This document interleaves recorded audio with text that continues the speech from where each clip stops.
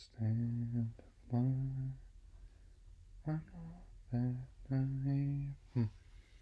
Sorry. Well, I've just seen the first three episodes of Kid Cosmic on Netflix, the first season.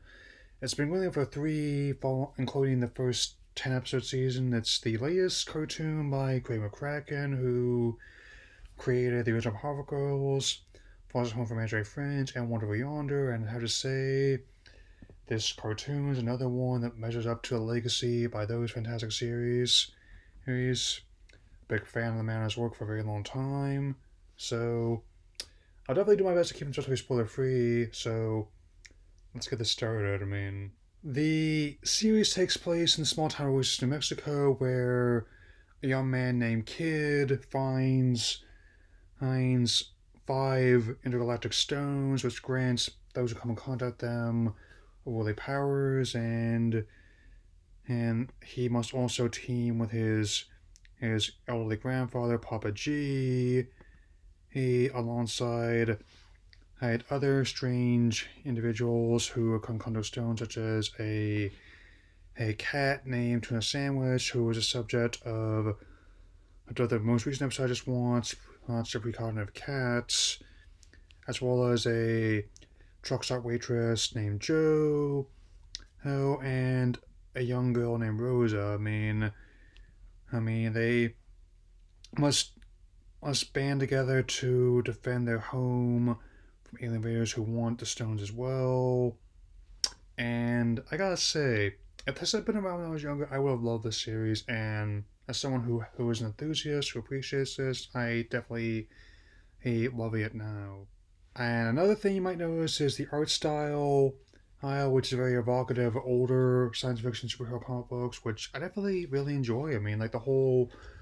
The lovely making the color palette like that, probably with modern production techniques, and just a little Easter eggs you can find if you just press the pause button at just the right moment, like all the other comics, figurines, and even like the fact that Kid's game console appears to be a mashup of Atari 2600 and Nintendo Entertainment System.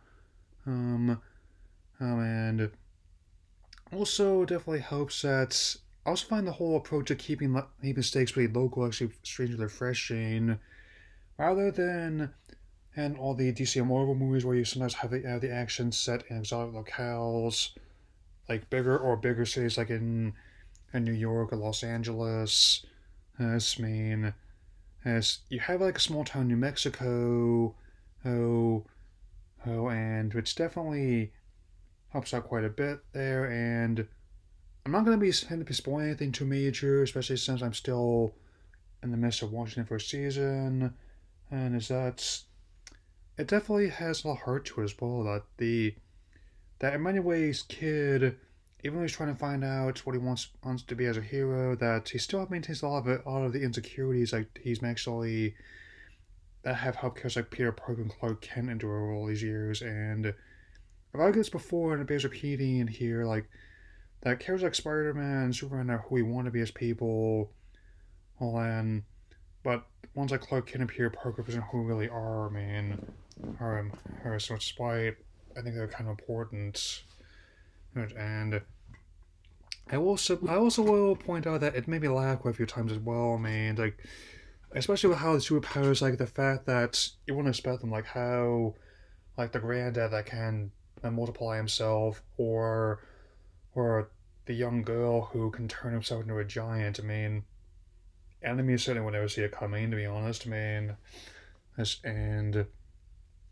I'm glad to see that this already going to be getting another three seasons. I know it's a bit of a joke that Netflix will approve almost anything, but I'm kind of glad they took a chance on this one. So that'll be all for now. I'll see you tomorrow for the next Pokemon Sun Ultra Adventures vlog. Later.